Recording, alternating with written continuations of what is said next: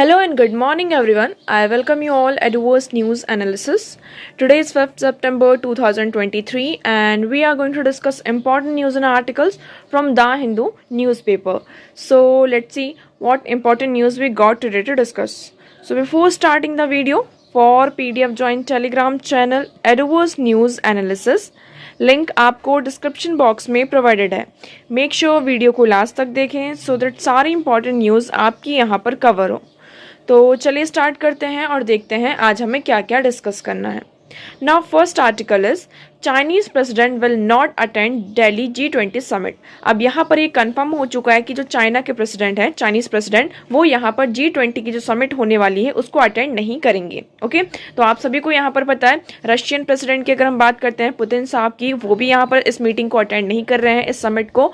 और उसके साथ साथ यहाँ पर चाइनीज जो प्रेसिडेंट है वो भी क्या कर रहे हैं, उन कंफर्म किया गया है वहाँ के फॉरेन मिनिस्टर के द्वारा. फॉरेन मिनिस्ट्री ने, चाइना की जो फॉरेन मिनिस्ट्री है उनके द्वारा अनाउंस हुआ है मंडे को कि जो प्रेसिडेंट शी जिनपिंग साहब है वो भी क्या करेंगे, G20 की समिट को यहाँ पर स्किप करेंगे. उनके प्लेस पर यहाँ पर जो सेकंड रैंक लीडर हैं ली जियांग, वो यहाँ पर क्या करेंगे, G20 की समिट को यहाँ पर अटेंड करेंगे. ओके, सो देखिए इससे क्या क्या मतलब रीजंस हो सकते हैं. अभी हम देखें तो फॉरेन, आप सभी को पता है हम G20 की बात करते हैं, यहाँ पे G7 की बात करते हैं. ये जितने भी यहाँ पर ग्रुप्स हैं मेनली यहाँ पर जो वेस्टर्न कंट्रीज का बोलबाला ज़्यादा रहता है.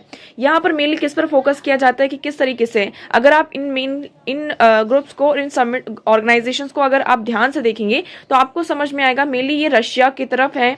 ठीक है, कि हम क्या करेंगे, हम एंटी रशिया हैं और ये एंटी चाइना. इनका जो प्रोपेगेंडा मेनली यही रहता है कि किस तरीके से चाइना की जो प्रेजेंस यहाँ पर ग्रो हो रही है उसको हम कम करें, और यहाँ पर जो रशिया यूक्रेन वॉर चल रहा है तो रशिया को किस तरीके से यहाँ पर कंडेम किया जाए. ओके, तो अभी पता नहीं इसका मेन रीजन क्या है इस समिट को ना ही अटेंड करने का. अभी इसका कोई रीजन नहीं किया, क्योंकि आप देखेंगे हाल ही फिलहाल में अभी जो साउथ अफ्रीका में 24 अगस्त को यहाँ पर साउथ अफ्रीका में ब्रिक्स की समिट हुई थी, जहां पर उन्होंने ये भी कहा कि हम क्या करेंगे, जो हमारा ब्रिक्स है इसकी ग्रुपिंग को हम एक्सपेंड भी करेंगे. तो इस मीटिंग को उनके द्वारा अटेंड किया गया था. तो हम ऐसा नहीं कह सकते हैं कि वो मतलब कि यहाँ पे ट्रैवल नहीं कर रहे हैं. बट अभी हम, आप सभी को पता है हाल ही फिलहाल में मैप रिलीज किया गया चाइना के द्वारा. उसके कारण यहाँ पर बहुत सारी कंट्रीज ने इंक्लूडिंग इंडिया ने भी क्या किया, उसका प्रोटेस्ट किया है. यहाँ पर जो यूएस प्रेसिडेंट है जो बाइडेन साहब, उन्होंने भी कहा कि हम इससे बहुत ज़्यादा डिसअपॉइंटेड हैं. US president Joe Biden said he is looking forward for his trip to India but disappointed that his Chinese counterpart Xi Jinping will not attend the G20 summit in New Delhi. वो उन्होंने कहा कि हम बहुत ज़्यादा disappointed हैं, जैसे कि चाइनीज जो उनके काउंटर पार्ट शी जिनपिंग है वो इस समिट को यहाँ पर अटेंड नहीं कर रहे हैं. ओके, तो आई होप आपको यहाँ पर ये क्लियर होगा. अब देखिए G20 की अगर बात करते हैं तो इसमें सिर्फ हमारे पास रशिया और चाइना ही नहीं है जिस पे हमें डिस्कस करना है. यहाँ पर आपकी बहुत सारे ग्लोबल चैलेंजेस हैं, जैसे कि हम ग्लोबल इकोनॉमी की बात करते हैं, फूड क्राइसिस की बात करते हैं, क्लाइमेट चेंज की बात करते हैं. तो ये सारी चीजें यहाँ पर क्या होती हैं, इंक्लूड होती है, जिस पर हमें बात करनी होती है. सिर्फ यहाँ पर एंटी चाइना या फिर एंटी रशिया का हमारा मेन प्रोपेगेंडा नहीं है कि सारी वेस्टर्न कंट्रीज यहाँ पर चाइना और रशिया के अगेंस्ट में आ जाएं. ओके, नाउ मूव करते हैं नेक्स्ट आर्टिकल की तरफ. और नेक्स्ट आर्टिकल की तरफ बढ़ने से पहले हम यहाँ पर सॉल्व करेंगे हमारा क्वेश्चन. तो कल का हमारा क्वेश्चन ये था, arrange the following mountain ranges from north to south order and select the correct answer from the codes. अब आपको यहाँ पर क्या करना है, ये आपकी हिमालयाज की माउंटेन रेंजेस हैं.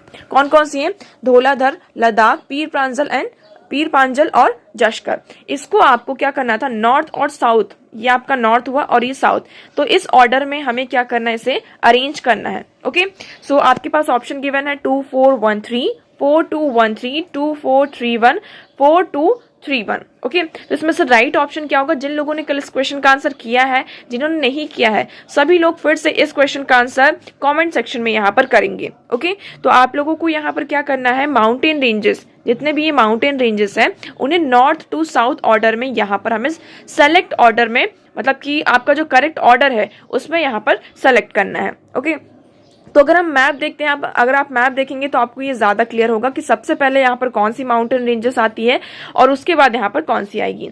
अब आप ये वाला फर्स्ट वाला मैप देखेंगे, सबसे पहले आपको यहाँ पे काराकोरम रेंजेस दिख रही होंगी, उसके बाद काराकोरम के बाद आपको यहाँ पर लद्दाख रेंजेस दिख रही होंगी. आपको दिखा पहले कौन सा आया, यहाँ पर हमारा लद्दाख आया. उसके बाद आप देख रहे होंगे यहाँ पर जश्कर माउंटेन्स दिख रहे होंगे.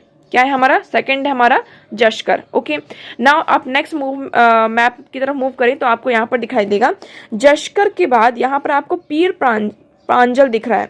कौन सा दिख रहा है? पीर पांजल। तो हमारा थर्ड में क्या आ गया? पीर पांजल। और फोर्थ हम बात करते हैं यहाँ पर क्या जात का? धौलाधर। ये यहाँ पर आपका मिला क्या? धौलाधर। तो फोर्थ नंबर पे क्या है हमारा? धौलाधर। तो आपका राइट यहाँ पे करेक्ट ऑर्डर क्या हो गया? करेक्ट ऑर्डर की बात करते तो सबसे पहले हमारा क्या है यहाँ पर? लद्दाख। तो हमारा सेकंड नंबर का हमारा सबसे पहले हुआ। उसके बाद हम बात करें जश्कर 2, 4 और उसके बाद आपका आता है क्या यहाँ पर? पीर पांजल। तो ये 3 और उसके बाद यहाँ पर 1। तो राइट ऑप्शन हमारा यहाँ पर क्या हो जाता है? ए। तो 2, 4, 1, 3 is your correct answer. So I hope आपको यहाँ पर ये क्लियर होगा। तो हमने इसको अरेंज किया है, तो आप लोगों को यहाँ पर दिख रहा होगा कैसे कि हमने माउंटेन रेंजेस को यहाँ पे नॉर्थ से साउथ ऑर्डर में अरेंज किया। तो यहाँ पर हमारा राइट ऑप्शन होता है 2, 4, 1, 3। ओके, नाउ मूव करते हैं हमारे नेक्स्ट क्वेश्चन की तरफ। तो हमारा आज का नेक्स्ट क्वेश्चन है कंसिडर द फॉलोइंग एक्टिविटीज। आपके पास यहाँ पर कुछ एक्टिविटीज दी गई हैं, उन्हें हमें कंसिडर करना है कि at present level of technology which of the above activities can be successfully carried out by using drones. आप सभी को यहाँ पे ड्रोन्स के बारे में पता होगा। तो ये कहा जा रहा है आपके पास कुछ चीजें दी गई जैसे कि spraying pesticides on a crop field. आपकी जो यहाँ पर क्रॉप फील्ड होती है जहां पर हम क्रॉप्स को ग्रो करते हैं, तो वहां पर पेस्टिसाइड्स को स्प्रे करने के लिए क्या हम ड्रोन्स का यूज कर सकते हैं? ये आपकी न्यू प्रेजेंट लेवल की टेक्नोलॉजी है। तो हम इन टेक्नोलॉजी का कहां यूज कर सकते हैं, इस क्वेश्चन में हमें इसका आंसर करना है। ओके, तो पहला हम बात करें किसकी? ड्रोन्स की, कि ड्रोन्स का यूज हम कहां कर सकते हैं, उसके बारे में हमें डिस्कस करना है। तो पहला क्या है? Spraying pesticides. पेस्टिसाइड्स को स्प्रे करने के लिए क्या हम ड्रोन्स का यूज कर सकते हैं? क्या ये आपके लिए करेक्ट होगा या इनकरेक्ट होगा, ये आप लोगों को बताना है। नेक्स्ट है inspecting the craters of active volcano. आपकी जो वोल्केनोज होते हैं, है ना, वोल्केनो की हम बात करते हैं, तो ये जो वोल्केनोज होते हैं उनको इंस्पेक्ट करना, जो क्रेटर्स होते हैं कि वो एक्टिव है या नहीं है, तो उसको इंस्पेक्ट करने के लिए क्या हम ड्रोन्स का यूज कर सकते हैं या नहीं कर सकते हैं? सेकंड ये हुआ। थर्ड हम बात करते हैं collecting breath samples from spouting wells from DNA analysis. यहाँ पर जो आपके वेल्स हैं, है ना, तो उनको स्पाउट करने के लिए, उनका डीएनए सैंपल एनालाइज करने के लिए क्या हम उसका सैंपल यहाँ पर कलेक्ट कर सकते हैं ड्रोन्स के थ्रू या नहीं? तो इसमें से राइट ऑप्शन क्या है आप लोग यहाँ पर कॉमेंट सेक्शन में बताएंगे। नाउ मूव करते हैं हमारे नेक्स्ट क्वेश्चन की तरफ। So next question is which of the following listed countries are landlocked. आपके पास यहाँ पर 5 कंट्रीज हैं और यू हैव टू टेल इसमें से कौन कौन सी कंट्रीज यहाँ पर लैंडलॉक कंट्रीज हैं। Poland, Slovakia, Switzerland, Romania and Belarus. तो इसमें से कौन सा ऑप्शन करेक्ट होगा आप लोग कमेंट सेक्शन में तीनों क्वेश्चंस के आंसर यहाँ पर करेंगे। वीडियो को लास्ट तक देखिए, वीडियो के लास्ट में इस सेकंड नंबर जो क्वेश्चन नंबर सेकंड है इसका आपको आंसर दिया जाएगा। ओके, नाउ मूव करते हैं हमारे नेक्स्ट आर्टिकल की तरफ। तो आज का हमारा नेक्स्ट आर्टिकल है, देखिए ये आर्टिकल आप लोगों के लिए यहाँ पर इतना ज़्यादा इंपॉर्टेंट नहीं है, आप इस आर्टिकल में मूव करिए। ये आर्टिकल बहुत ही अच्छा आर्टिकल है और बहुत ही इंपॉर्टेंट आर्टिकल है। बहुत सारे इंपॉर्टेंट पॉइंट्स यहाँ पर निकल कर आपके सामने आते हैं। इसे आप जीएस पेपर 3 से भी लिंक कर सकते हैं और अपने जीएस पेपर 2 से भी यहाँ पर लिंक कर सकते हैं। इवन आप ऐसे में भी विमेन का यहाँ पर क्या रोल हो सकता है क्लाइमेट चेंज में, उससे यहाँ पर लिंक किया जा सकता है। तो इस आर्टिकल को आप लोगों को बहुत ध्यान से पढ़ना है। इवन आप इसके नोट्स भी यहाँ पर प्रिपेयर कर सकते हैं। आपका आर्टिकल क्या है? Emerging countries need women lead climate action. यहाँ पर ये कहा जा रहा है जितनी भी आपकी क्लाइमेट चेंज हो रहा है, क्लाइमेट चेंज का मतलब यहाँ पर क्या है, जैसे कि फ्लड आ रहा है आपका, ठीक है, यहाँ पे ड्रॉट आ रहा है, बाढ़ आ रही है, सूखा पड़ रहा है, यहाँ पे लैंडस्लाइड्स हो रहे हैं, यहाँ पे अर्थक्वेक आ रहे हैं। तो ये जितने भी क्लाइमेट एक्शन हो रहे हैं इसका सबसे ज्यादा इम्पैक्ट होता है किस पर पड़ता है? यहाँ पर विमेन पर होता है। किसका पड़ता है? यहाँ पर विमेन के ऊपर सबसे ज्यादा जो इसका इम्पैक्ट होता है वो उन्हें फेस करना पड़ता है। इस आर्टिकल की आप फर्स्ट लाइन यहाँ पर पढ़ेंगे, gender equality and environmental goals are mutually reinforce and create a virtuous cycle that will help accelerate the achievements of the SDGs sustainable development goals organization for economic cooperation and development 2021।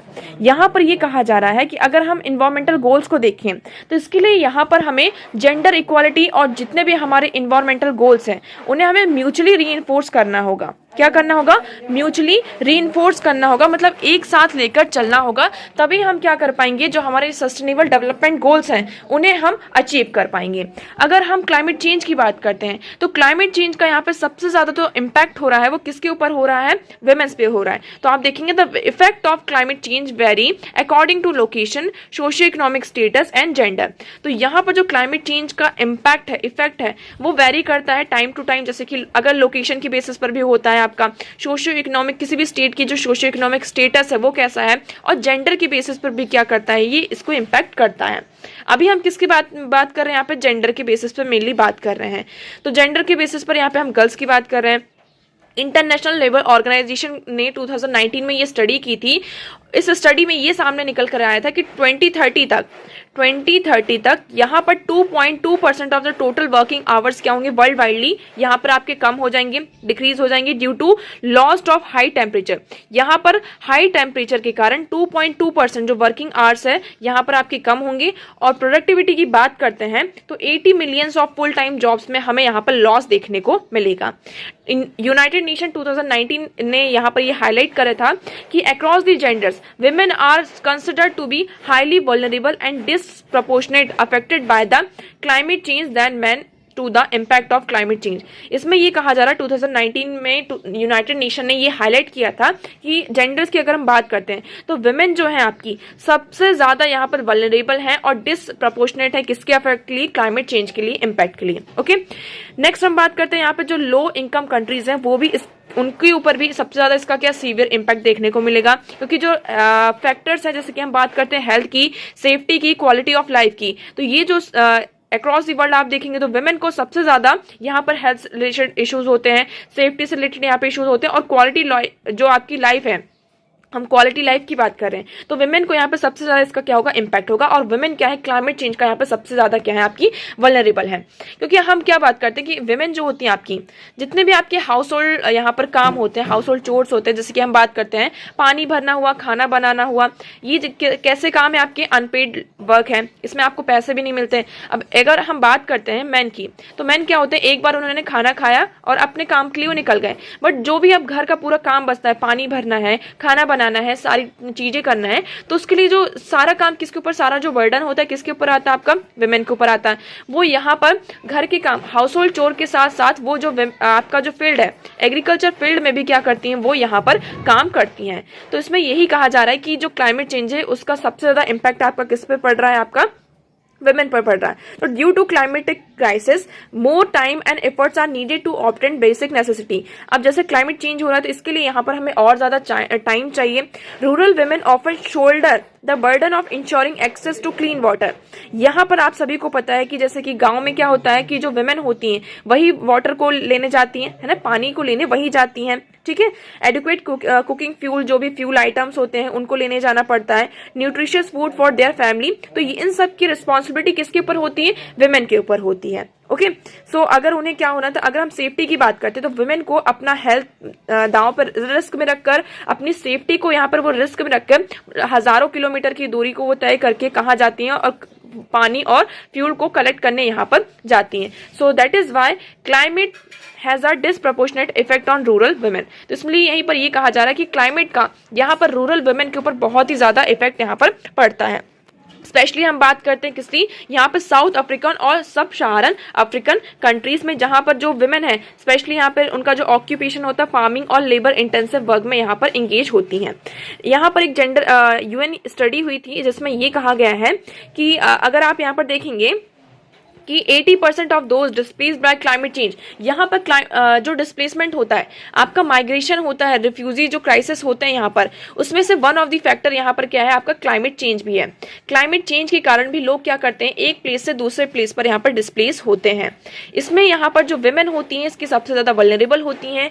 क्यों? क्योंकि जैसे 2015 में क्या होता है, एक बहुत ही अच्छा एग्जाम्पल यहाँ पर दिया गया है आपका, यूनाइटेड नेशन यहाँ पर यूनाइटेड नेशन पॉपुलेशन फंड के द्वारा ये रिलीज किया गया था कि नेपाल में 2015 में क्या आता है, आपका अर्थक्वेक आता है, ठीक है, जिसमें यहाँ पर सबसे ज्यादा क्या हुई थी, विमेन ट्रैफिकिंग हुई थी और उनके साथ बहुत ज्यादा क्या हुआ था, आपका एक्सप्लॉयटेशन यहाँ पर देखने को मिलता है।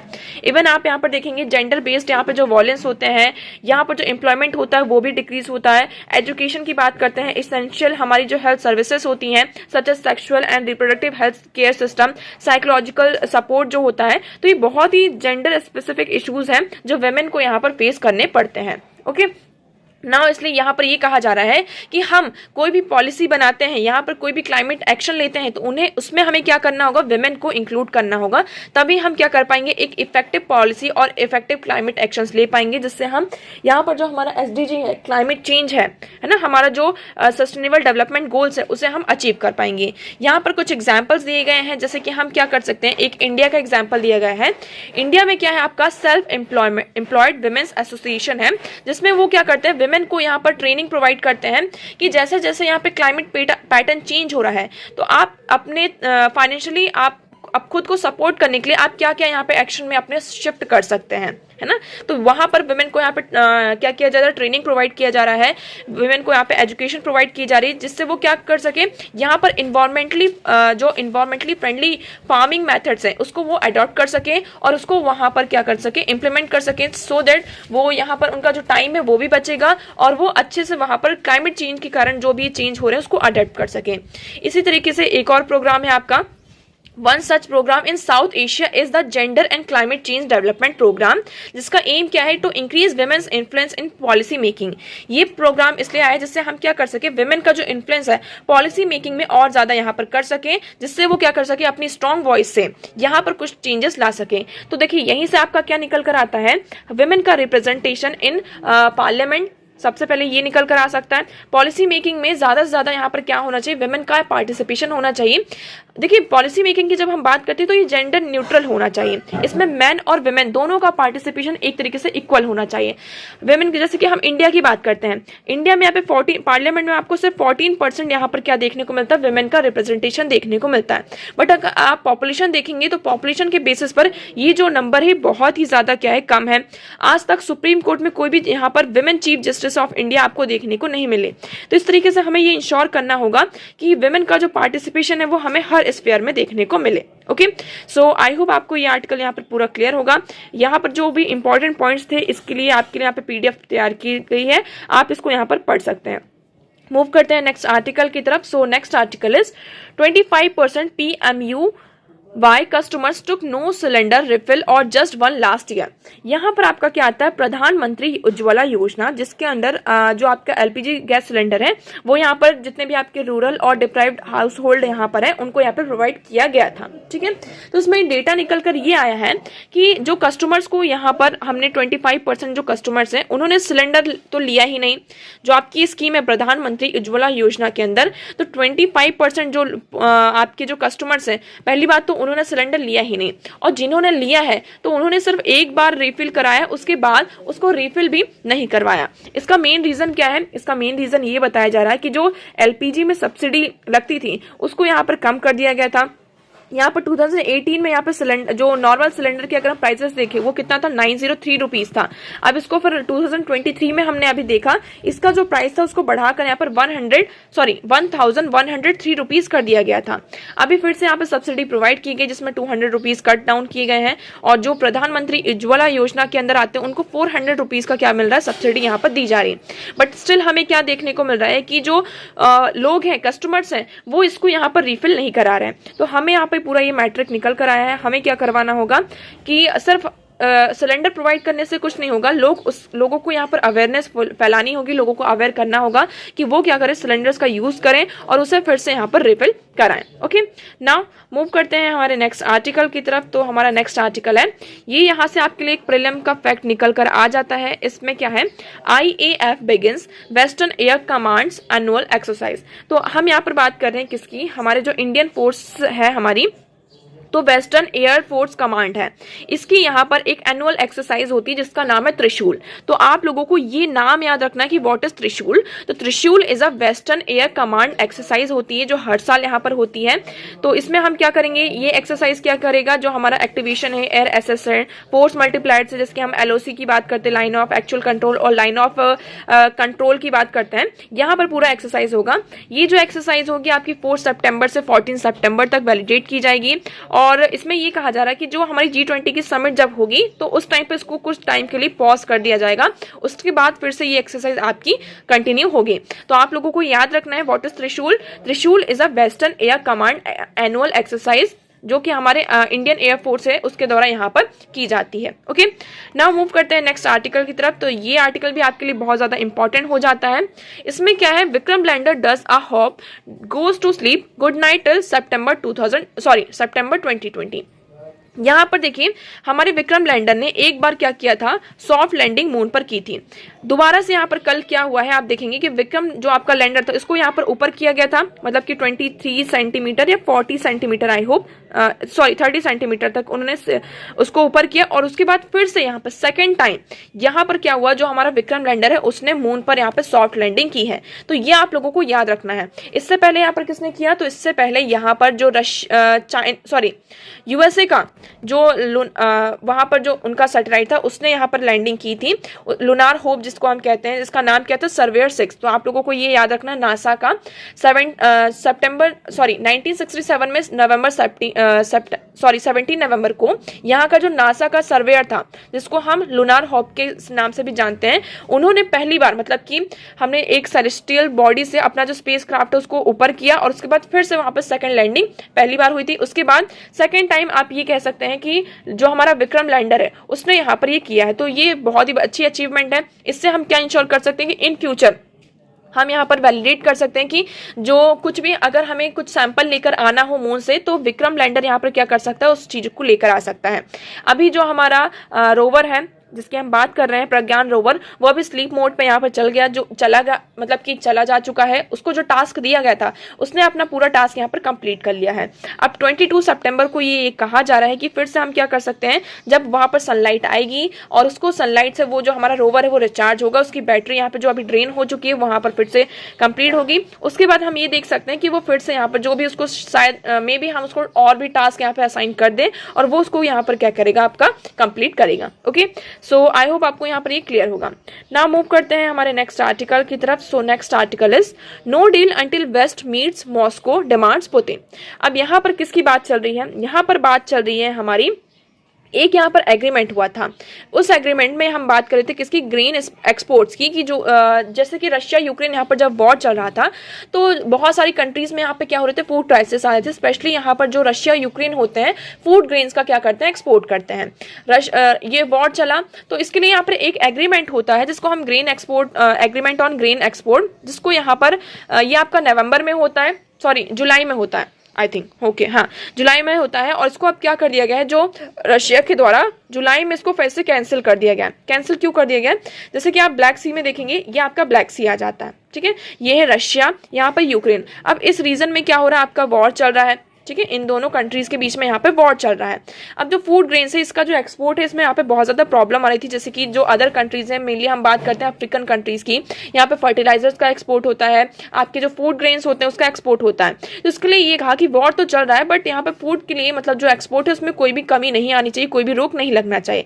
इसके लिए यहाँ पर रशिया के साथ ये एक एग्रीमेंट यहाँ पर होता है। बट रशिया ने अभी क्या किया, जुलाई में इस एग्रीमेंट को कैंसिल कर दिया। फिर यहाँ पे टर्की आते हैं, टर्की की जो यहाँ से मीटिंग होती है और वो ये कहते हैं कि ये जो अभी आप लोग ने मतलब कि ये जो एग्रीमेंट कैंसिल किया आप इसे रिवाइव करिए। बट यहाँ पर पुतिन साहब जी ने क्या कहा है कि यहाँ पर कोई भी डील नहीं होगी जब तक वेस्ट जो मतलब वेस्टर्न कंट्रीज हैं वो मॉस्को की डिमांड यहाँ पर कंप्लीट नहीं करते हैं। क्योंकि एक तरीके से आप देखेंगे ये जो वॉर चल रही है वो किसके बीच में यहाँ पर चल रही है, रशिया और वेस्ट के बीच में यहाँ पर चल रही है। चल तो यहाँ पर यूक्रेन के साथ रही, बट आप सभी को पता है कि जितनी भी यहाँ पर वेस्टर्न कंट्रीज हैं वो यूक्रेन को यहाँ पर फुल सपोर्ट कर रही हैं, है ना। यूक्रेन को यहाँ पर पूरा का पूरा यहाँ पर सपोर्ट प्रोवाइड किया जा रहा है, पूरा सपोर्ट दिया जा रहा है। जितने भी आर्म एंड एम्यूनिशन है वो रशिया वेस्टर्न कंट्रीज के द्वारा यूक्रेन को प्रोवाइड किया जा रहा है। तो यहाँ पर रशिया ने ये कहा, मॉस्को ने ये कहा कि जब तक वेस्टर्न कंट्रीज वेस्ट यहाँ मॉस्को की डिमांड्स को कंप्लीट नहीं करता है तब तक यहाँ पर ये जो आपका एग्रीमेंट है, एग्रीमेंट ऑन ग्रेन एक्सपोर्ट्स, इसको यहाँ पर रिवाइव नहीं किया जाएगा। So Russian president met Turkey's Erdogan who wanted to revive the agreement on grain export that was cancelled in July. Putin says he will honour the deal within days if its demands are met. तो उन्होंने कहा कि वो deal को यहाँ पर फिर से रिवाइव कर देंगे, लेकिन जब तक यहाँ पे वेस्टर्न कंट्रीज जितने भी वेस्ट हैं वो उनकी जो डिमांड्स है उसको यहाँ पर फुलफिल नहीं करते हैं तब तक वो क्या करेंगे, इस डील को रिवाइव नहीं करेंगे। सो आपके लिए यहाँ पे इंपॉर्टेंट हो जाता है क्या, ब्लैक सी। ब्लैक सी के आसपास कौन कौन सी कंट्रीज हैं ये आप लोगों को याद रखना है। ठीक है। तो ब्लैक सी आपका रोमानिया आ जाता है, यहाँ पर यूक्रेन है, क्रीमिया है, रशिया है, जॉर्जिया है, टर्की है, बल्गेरिया है और मोल्दोवा। तो आप लोगों को ब्लैक सी के आसपास जितने भी कंट्रीज हैं और यहाँ पर सी ऑफ एजोव भी है, यहाँ से कौन सा स्ट्रेट है आप लोगों को ये बताना है। Okay, now articles and news तो हमारी यहीं पर खत्म होती हैं। अब हम मूव करते हैं हमारे क्वेश्चन की तरफ। तो आज का हमारा क्वेश्चन था कंसिडर द फॉलोइंग एक्टिविटीज। हमें ये बताना है कि ड्रोन्स के द्वारा हम कौन कौन सी एक्टिविटीज को सक्सेसफुली यहाँ पर कंप्लीट कर सकते हैं। ओके, तो देखिए हम ड्रोन्स की हेल्प से यहाँ पर जो पेस्टिसाइड्स है उसको स्प्रे कर सकते हैं। तो आपका जो फर्स्ट ऑप्शन है वो करेक्ट हो जाता है। जो आपके जो वोल्केनोज हैं, एक्टिव वोल्केनोज हैं, उसको भी हम जो क्रेटर्स हैं उसको भी हम इंस्पेक्ट कर सकते हैं ड्रोन्स के थ्रू। तो आपका सेकंड ऑप्शन भी करेक्ट हो जाता है।